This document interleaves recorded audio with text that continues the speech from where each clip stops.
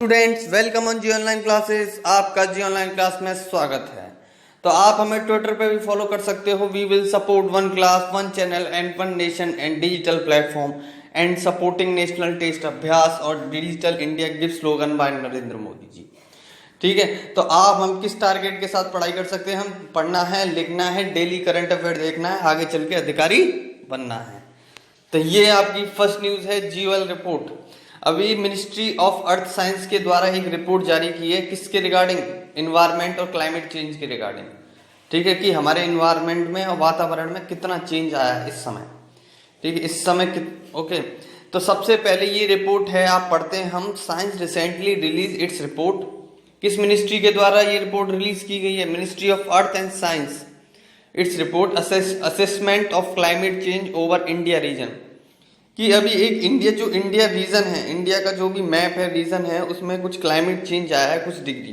तो ये रिपोर्ट दी है। According to the report the average surface temperature of India, जो हमारा जो इंडिया में इस समय टेम्परेचर है, and could increase up to 4.2 degree Celsius by the end of 2100 as compare to the temperature between 1976 and 2005। देखो इसमें एक रिपोर्ट दी है, जो इंडिया का जो टेम्परेचर लगभग इंक्रीज हो सकता है। कितना? 4.4 डिग्री सेल्सियस, अभी से 4.4। और किसके कंपेयर में? जब हमारा 2100 जो 2100 जब कंप्लीट होगी, खत्म होगी, ये उतना टेम्परेचर बढ़ जाएगा वातावरण का। और अगर हम कंपेयर करें कि इस 1976 एंड 2005 से कंपेयर करें, तो ये बहुत टेम्परेचर बढ़ रहा है रिगार्डिंग 2100, जब हमारा 2100 खत्म होगी जब। तो इसका मतलब ये टेम्परेचर हमारा क्या है? ग्रो अप और इंक्रीज और डाउन हो रहा है। ये हमारे लिए बुरी बात है, इन्वायरमेंट से न्यूज है। तो ये अब रिपोर्ट क्या कहती है? The report says that the with RCP representing concentration path increase to 4.5 the temperature of India could rise to 2.4 degree Celsius. अभी देखो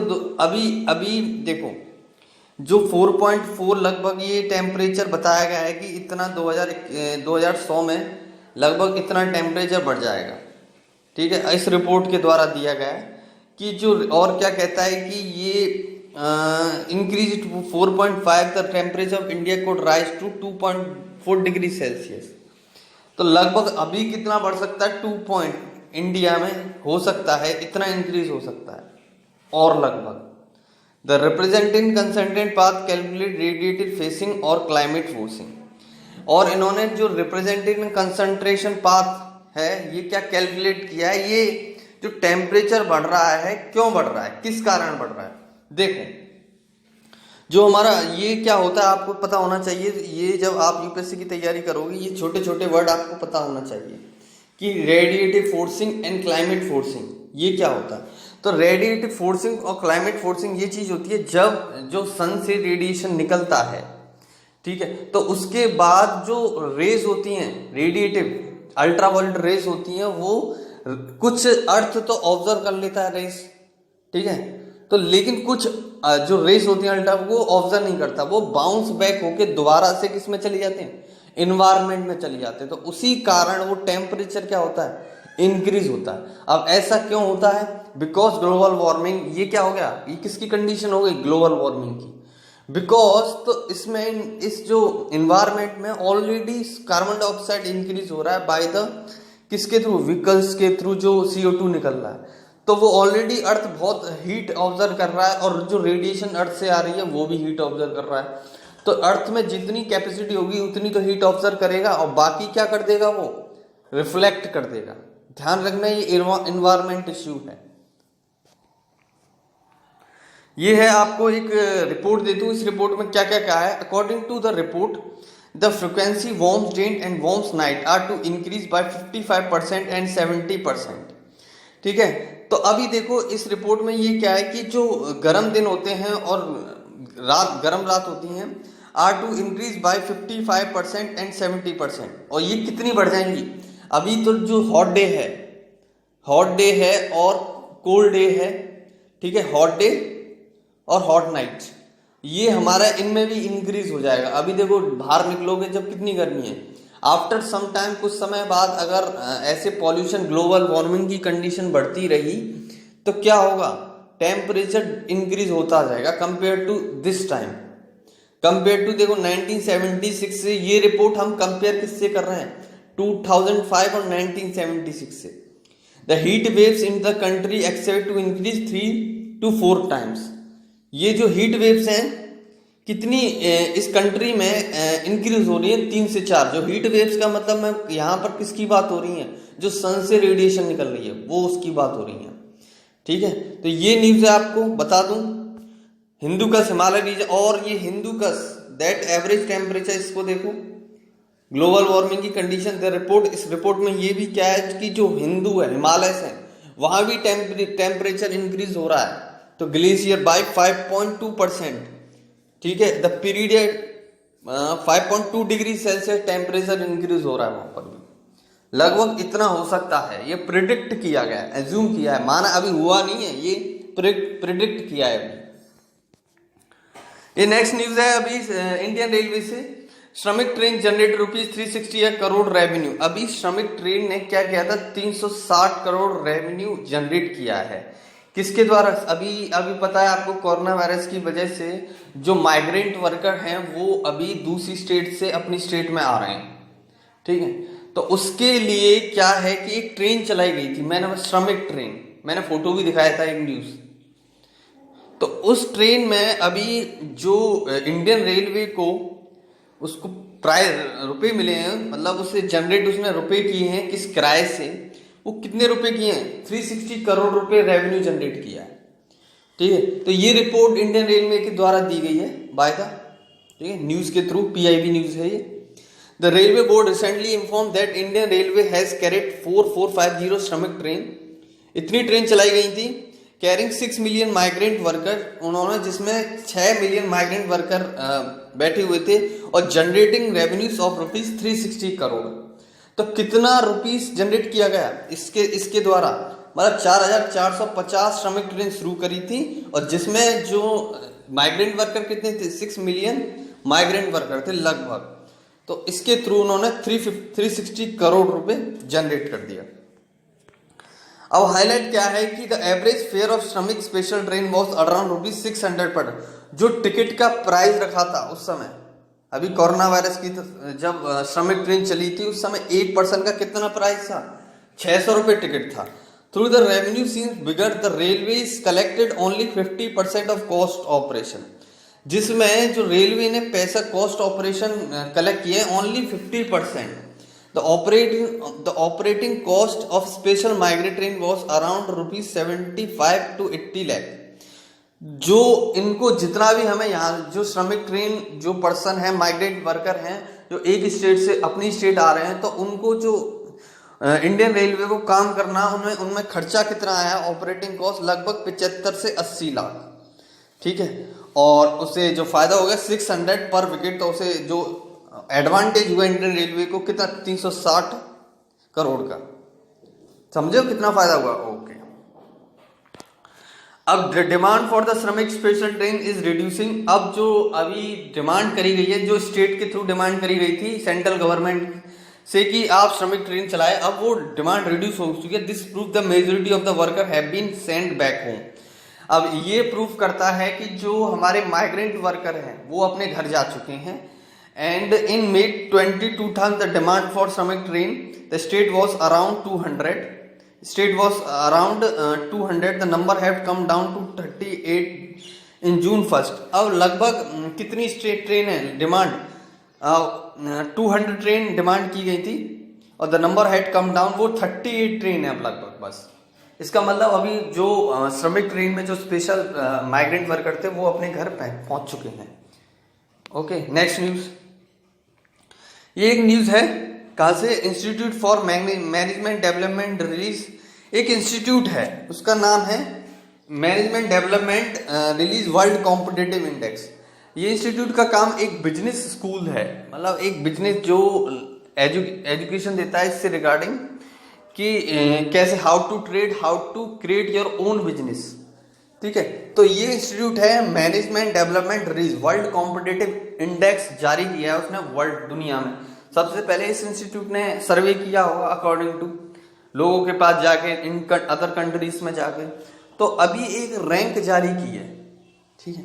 the institute of management developed recently release the world competitive index, ये world India rank 43 in the, अब इन्होंने जो rank देशों की कि ये जारी किया है कि किस देश की ट्रेडिंग, व्यापार, जीडीपी और लोग कितने खुश हैं, डेवलपिंग कंट्री है कि नहीं। तो इंडिया की जो रैंक आई है 43 रैंक आई है इनके अकॉर्डिंग। किसके अकॉर्डिंग? किसके अकॉर्डिंग? इसके अकॉर्डिंग। क्या नाम है? IM world competitive centre, IMD। 43 इसमें टॉप कौन है मैं बता देता हूं report. In 2019 India was at 43 ranking, ठीक है।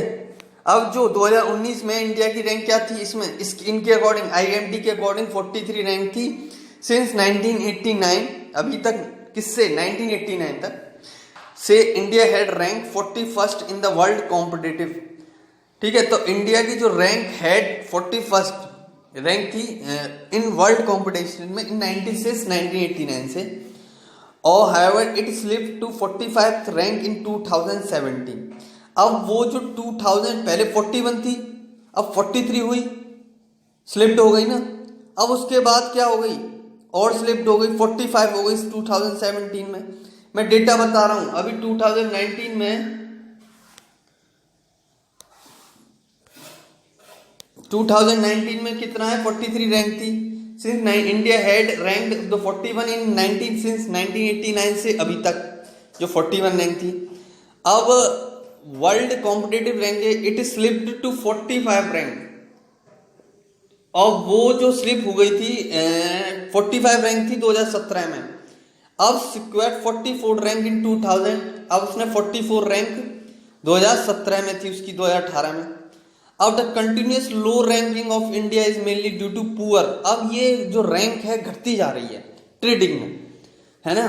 तो इसमें जो ट्रेडिंग की जो रैंक घट रही है, क्यों घट रही है? इसके पीछे रीजन है कि जो हमारा इंफ्रास्ट्रक्चर है, मतलब जो इंफ्रास्ट्रक्चर है वो पुअर इंफ्रास्ट्रक्चर है, इतना अच्छा नहीं है जो बाकी अदर कंट्रीज का है, कि स्कूल्स नहीं है, बिल्डिंग्स नहीं है, लोगों के पास घर नहीं है, ये इंफ्रास्ट्रक्चर। और इनसफिशिएंट एजुकेशन इन्वेस्टमेंट, और एजुकेशन पर ज्यादा ध्यान नहीं दिया जा रहा, ठीक है, गवर्नमेंट के द्वारा कि प्रॉपर एजुकेशन स्किल्स पर ध्यान नहीं दिया जा रहा, बस ये चीज है। और कौन कौन से पैरामीटर हैं? एक तो ये रहा पुअर इंफ्रास्ट्रक्चर, और जो एजुकेशन से रिलेट कि गवर्नमेंट के द्वारा एजुकेशन पर इन्वेस्ट नहीं किया जा रहा, जो बजट दिया जाना चाहिए एजुकेशन को वो नहीं दिया जा रहा। According to ranking India has improve long term employment growth, ठीक है, foreign currency reserve, overall productivity, education.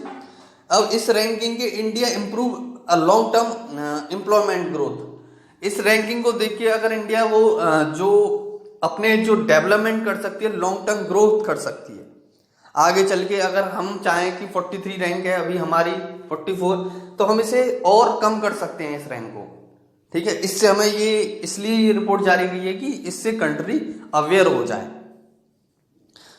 इसमें जो पैरामीटर हैं, foreign currency reserve, overall productivity, education. Other hand India had decline taxes, अब जो इंडिया को जो टैक्सेस मिल रहा है वो कम हो चुका है। और रियल जीडीपी, जो जीडीपी है gross domestic product, GDP growth, competition, legislation, exchange rate stability, ये सारे फैक्टर हैं जो डिपेंड करते हैं एक कंट्री को डेवलप कंट्री बनाने के लिए, ठीक है, ये चीज। अदर कंट्री जो इसमें टॉप किया है, सिंगापुर, ये बहुत टॉप रैंक की कंट्री है। डेनमार्क, ठीक है, स्विट्जरलैंड, नीदरलैंड, हांगकांग, ये कंट्री हैं। और जो चाइना है वो भी स्लिप्ड हुआ है, 14 से 20 हो गया। क्यों? आपको पता है, कोरोना की वजह से, ठीक है, उनका सब जो बिजनेस है वो लो डाउन जा चुका है। US move to 10th places. और जो ब्रिक्स कंट्री होती है, मैंने ब्रिक्स बताया था, चाइना में Brazil, Russia, India, China, South Africa, ठीक है। तो ये है ब्रिक्स कंट्री में चाइना ने टॉप किया है, उसकी जो रैंक है 20, इसलिए from 14th place to 20th place China हो गई, 20 हो गई, और यूएस की 10th रैंक है, ओके। अभी एक न्यूज है, जो बच्चे Indian army, Indian air force, Indian navy की जो प्रिपरेशन कर रहा है भाई एज एन ऑफिसर, ठीक है, तो उनके लिए ये बेस्ट न्यूज है। अभी first time India send tri service contingent to Russia victory day parade. अभी देखो, रशिया जो एक परेड अपनी ऑर्गेनाइज करता है, रशिया विक्ट्री नाम से परेड, जैसे हमारे इंडिपेंडेंस डे होती है उसमें परेड ऑर्गेनाइज होती है, उसी तरह एक parade Russian victory day parade start कर रहा है, जिसमें कि सारे ऑल ऑफ कंट्री पार्टिसिपेट कर रही हैं इस परेड में। और इसमें first time Indian air force, Indian navy और इंडियन आर्मी तीनों पार्टिसिपेट कर रही हैं एक साथ। पहले अकेले ही जाती थी इंडियन आर्मी, इस बार तीनों एक साथ परेड पार्टिसिपेट कर रही हैं। मॉस्को में हो रहा है ये, रशिया में मॉस्को, ठीक है। अब ये देख लो, India has sent tri service contingent of all three service namely army, navy, air force. Russia ये कहाँ सेंड कर रहे हैं? Russia. The contingent are to take part victory day, इसमें पार्ट करेंगे, जो विक्ट्री परेड होगी वहां पर अलग अलग कंट्री भी आएंगी। हेल्ड इन मॉस्को, जो रशिया में मॉस्को, ठीक है। अब ये है अराउंड कितने, इसमें मैं हाईलाइट पॉइंट कर दूं कि इसमें around 75 to 80% are to reach Moscow. कितने जो हमारे मिलिट्री सोल्जर्स कितने पहुंचेंगे? 70 से 80 पर्सनल पहुंचेंगे इन तीनों सेनाओं से, ठीक है, to take part in victory. This is the first time all three service in India are part. ये पहला समय होगा जिसमें सारी जो कंट्री हैं, जो इंडिया की तीनों सर्विस हैं, Indian army, Indian force, Indian navy, जो पार्टिसिपेट करेंगी, जो मॉस्को में विक्ट्री परेड हो रही है वहां पर। और early in 2015 the Indian army alone take part in the parade. पिछले 2015 में जो परेड हुई थी, कौन सी? यही विक्ट्री डे परेड। इसमें केवल 2015 में इंडिया ने पार्टिसिपेट किया था, ओनली इंडियन आर्मी ने पार्टिसिपेट किया था। अभी ये क्या है विक्ट्री डे परेड के बारे में बता दूं। Every year the victory day is celebrated on 9 मई को सेलिब्रेट किया जाता है ये, ठीक है। इस समय due to corona virus crisis the parade was postponed. अभी कोरोना वायरस की वजह से ये परेड आगे बढ़ा दी थी। 9 मई को परेड में जो सोल्जर्स थे हमारे पार्टिसिपेट करते थे। The parade is held is every year to mark the surrender of Nazi and Germany. अब ये परेड हर एक साल मनाई जाती है, एवरी ईयर। किसके याद में? ये सुरेंदर ऑफ नाजी, जो जर्मनी 1945, ठीक है, उसके mark the military parade of Russia in held at Red Square. ये कहां पर होगा? Held Red Square Moscow with the president Russia guest of honour, जिसमें जो हमारे प्रेसिडेंट हैं, रशिया के प्रेसिडेंट हैं, उसमें गेस्ट ऑनर बनेंगे, ठीक है। और कहां होती है? Held at the red square, okay, ठीक है। India China will also send. अब चाइना में भी अभी ये क्या हो गया है, चाइना में भी अपने सोल्जर रशिया भेजने के लिए रेडी हो चुका है। China will also send it soldier to parade with. अब वहां क्या होगा? अभी क्या चल रहा है? इश्यू चल रहा है ना, पेंगोंग लेक, ठीक है, गोंडवाना एरिया है, जो अभी कल परसों एक न्यूज करंट में, जो आपको मैं कल डिक्लेयर करूंगा उस न्यूज को। With the face of Ladakh both Indian and Chinese soldier are to be participate, जिसमें वहां तो सारे सोल्जर आएंगे, इन चाइनीज सोल्जर भी होंगे, वो भी पार्टिसिपेट करेंगे वहां पर parade. India is to send 75 of the soldier and 20। अब देखो कितने 75 सोल्जर सेंड कर रही है इंडिया, जिसमें 25 तो इंडियन आर्मी के हैं और 25 नेवी के हैं, 25 एयरफोर्स के हैं। ध्यान रखना, ये जो भी बच्चे इंडियन एयरफोर्स, एफकेट, सीडीएस, ठीक है, सीएपीएफ की रेट प्रिपेयर कर रहा है, उस इन न्यूज को पर ध्यान दे लो स्पेशली। ये न्यूज है इंडिया नेपाल साइन एमओयू। अभी एक India Nepal sign MoU ready किया है, wait,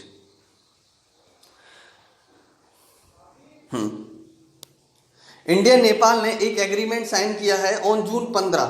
India and Nepal sign memorandum of understanding to improve infrastructure of the Pashupatinath temple complex. ये एक टेम्पल है जो नेपाल में है, ठीक है। तो इससे रिगार्डिंग इंडिया ने एग्रीमेंट किया है नेपाल के साथ। अब तो आपको ये भी पता होगा करंट में एक इश्यू चल रहा है नेपाल के साथ, ठीक है। कालपानी जगह अभी बताऊंगा कौन कौन सी जगह हैं जो इश्यू चल रहा है, ठीक है। अब ये अभी साइन किया है, क्या न्यूज है ये बताता हूं मैं। कि न्यूज ये है कि जो पशुपत मंदिर है उसमें इंडिया पैसा लगा रहा है कि उससे इंफ्रास्ट्रक्चर को वहां का मंदिर और अच्छे से बना सके। इंडिया ने इस नेपाल को पैसा देगा, ये एग्रीमेंट किया है, हेल्प करेगा, ठीक है, हेल्प करेगा, जिससे जो हमारे रिश्ते हैं अभी बिगड़े हुए हैं इंडिया नेपाल के। नेपाल की कैपिटल काठमांडू, ठीक है, उसका मैप अभी दिखा दूंगा ये, तो वो रिश्ते इंप्रूव हो जाए, सुधर जाए। अभी the memorandum of understanding was sign between federal affair minister, जो वहां के फेडरल अफेयर मिनिस्टर हैं नेपाल के, और इंडियन एम्बेसी जो नेपाल में है, उन्होंने साइन किया। ये इन दोनों एग्रीमेंट साइन हुआ है। Under the agreement India has place to extend financial assistant, कितने करोड़ का रुपए दे रहा है? 2.33 करोड़। ध्यान रख लेना, ये बच्चा जो आईएएस में क्वेश्चन पूछता है आपका, इसी तरह का क्वेश्चन पूछता है कि बताओ कि नेपाल ने कितने रुपए दिए। 3 ऑप्शन दे देंगे आपको कि 2.3, 3 सही दे देंगे, 1 गलत देगा। तो ये पूछेगा कि क्या ये फर्स्ट सेकंड थर्ड सही है, थर्ड फर्स्ट सही है, इस तरह आपको टिक लगाना है। Okay, 2.3 crore the project implement by Kathmandu, ये जो इम्प्लीट किया गया काठमांडू में, ये जो प्रोजेक्ट है, जो आपका मंदिर है, जो टेम्पल है, वो काठमांडू में है, मेट्रोपोलियन सिटी है। India is the assist construction sanitation facility at the complex, temple complex, जो टेम्पल के चारों ओर सारी फैसिलिटी इंडिया दे रहा है। वहां पर जो बजट खर्च कर रहा है, पैसे खर्च कर रहा है, वो इंडिया के द्वारा, जो 2.33 करोड़ का लगभग बजट बहुत होता है, तो वो दिए जा रहे हैं किसको? नेपाल को, मंदिर के लिए। That's it. India assist come amidst अभी रो बिटवीन 2 कंट्रीज। अभी इसके पशुपतिनाथ टेम्पल के बारे में बता दूं। Pashupatinath temple is the largest temple complex in Nepal. Nepal में जितना सबसे बड़ा टेम्पल है ये। It is locate on the Bagmati river. आपसे पूछा जाएगा यूपीएससी में कि बागमती रिवर कहां पर है, आप बताओगे ऑफ नेपाल में है ये, और इसमें इसी के पास है कौन सा? Pashupatinath temple. The temple is the one of the UNESCO के बारे में बता दिया मैंने। Paris of France as a headquarter, United Nation education scientific cultural organisation, ये इसके बारे में एक हेरिटेज साइट है, ठीक है, कि one of the most important UNESCO heritage site, ये आप जान लेना। अब ये इश्यू क्या चल रहा है? ये एक इश्यू चल रहा है इंडिया नेपाल में, अभी करंट में इंडिया नेपाल में, कि नेपाल पार्लियामेंट, अभी नेपाल ने एक मैप जारी किया है अपने देश का।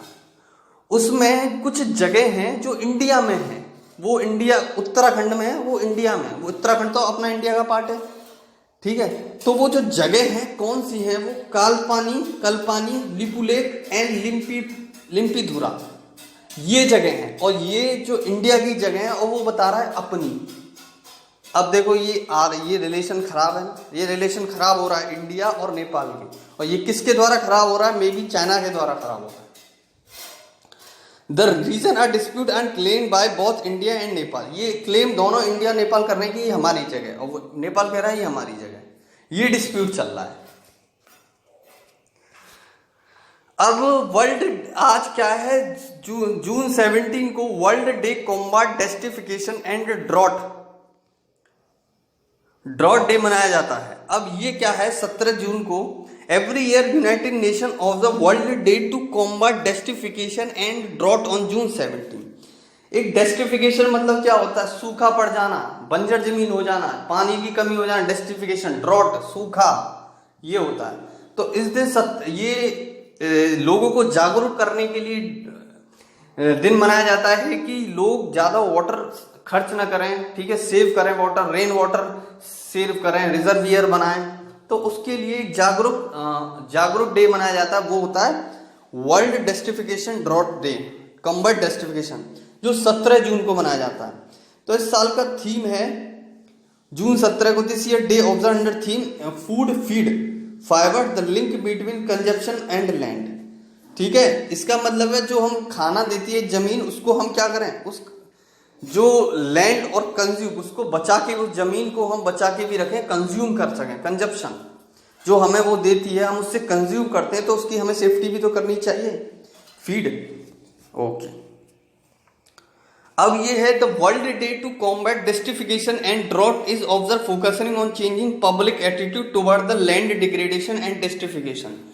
अब ये वर्ल्ड डे क्यों मनाता है, वर्ल्ड डे कॉम्बैट क्यों मना जाता है? क्योंकि ये रिगार्डिंग है सूखा पड़ जाता है जमीन, जहाँ जमीन उपजाऊ नहीं होती, ठीक है, और ड्रॉट पानी नहीं होगा तो जमीन कहाँ से उपजाऊ हो जाएगी। उस फोकसिंग कर रही है कि जमीन और बहुत सारे जो फॉरेस्ट हैं, डिफॉरेस्टेशन, जंगल काटे जा रहे हैं, फैक्ट्री बनाई जा रही है, तो उस कारण जो पानी है डिग्रेडेशन हो रहा है, तो ये क्लाइमेट चेंज हो रहा है। इसकी वजह से क्लाइमेट चेंज हो रहा है तो बारिश नहीं हो रही, ग्लेशियर पिघल रहे हैं, ड्रॉट बाढ़ें आ रही हैं, अर्थक्वेक आ रहा है, ये रीजन है, ठीक है। तो अब हमें इसी पर एक अवेयरनेस प्रोग्राम जारी करना चाहिए इन्वायरमेंट के प्रति कि लोग इस चीज पर ध्यान दें टुवर्ड द लैंड, लोग इस लैंड्स को, जो फॉरेस्ट को काटें, ये चीज है। A global population is growing and world become wealthier and there is more need for land for food, clothing, animal feed according to United Nation।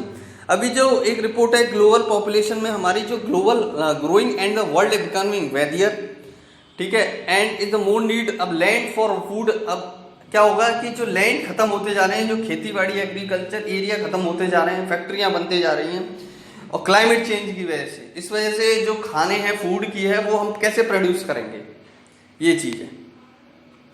The day was proclaim by United Nation 1995 को ये day क्या मनाया जाता है, proclaim किया जाता है after the, ये 1995 से बनाया जा रहा है, ठीक है, ओके। अब एक न्यूज है यूएनसीटीएडी से, united national conference on trade and development release, ये रिपोर्ट है एक world investment report release by UNCTAD, एक ऑर्गेनाइजेशन है यूनाइटेड नेशन की, यूएनसीटीएडी। इसका काम क्या है, united nation conference on trade and development release its world investment report. एक इन्वेस्टमेंट रिपोर्ट जारी की है यूएनसीटीएडी ने। According to the report India is the 9th largest recipient of FDI in 2019। ये वेरी इंपॉर्टेंट है इंडिया के लिए, is very good news. मैंने कल एक न्यूज बताया था कि इंडिया का जो एफडीआई है, फॉरेन डेवलपमेंट इन्वेस्टमेंट एफडीआई, वो बढ़ता जा रहा है, फॉरेन करेंसी बढ़ती जा रही है।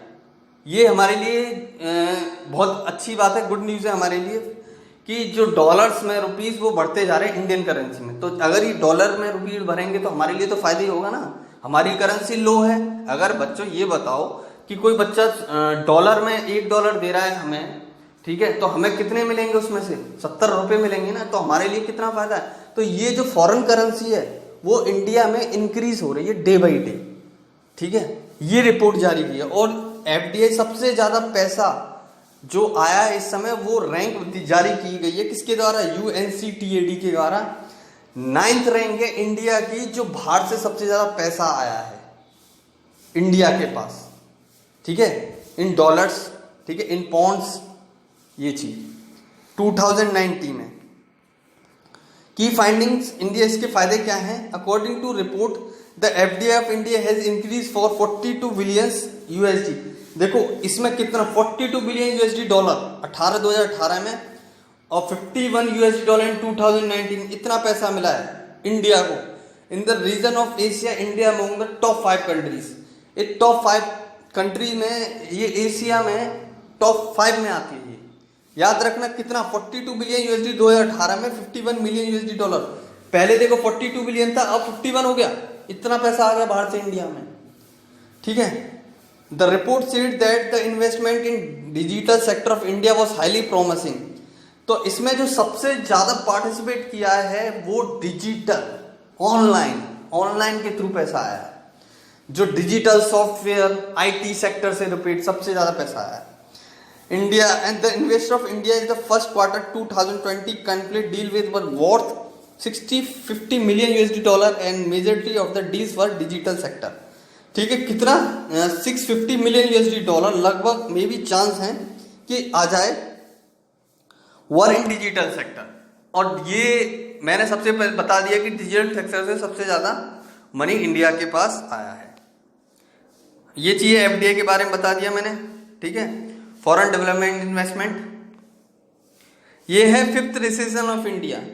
अभी क्या है, एक न्यूज है, कोरोना वायरस की वजह से हमारा रिसेशन क्या होता है बताओ, कमी होना, जीडीपी की ग्रोथ, डेवलपमेंट, इंडिया की इकोनॉमिक ग्रोथ में कमी आई है कुछ। जीडीपी इंडिया के बारे में बता रहा हूं कि ग्रोथ, इकोनॉमिक ग्रोथ कमी आई है, किसके कारण? कोरोना वायरस की वजह से। ठीक है, अब ये न्यूज है, बता दो किसकी रिपोर्ट है ये, आरबीआई ने रिपोर्ट दी है, रिजर्व बैंक ऑफ इंडिया, ये है, आप ध्यान दे लें बस, ये एक न्यूज है आरबीआई के थ्रू।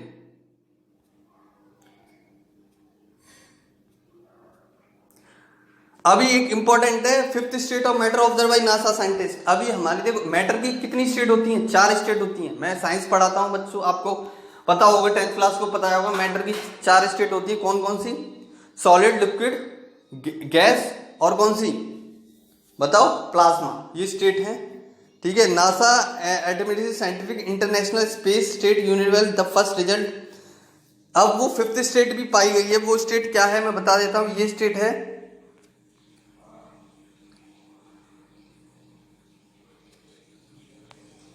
ये रहा, solid, liquid, gas and plasma. ठीक है, ये स्टेट है मैटर की।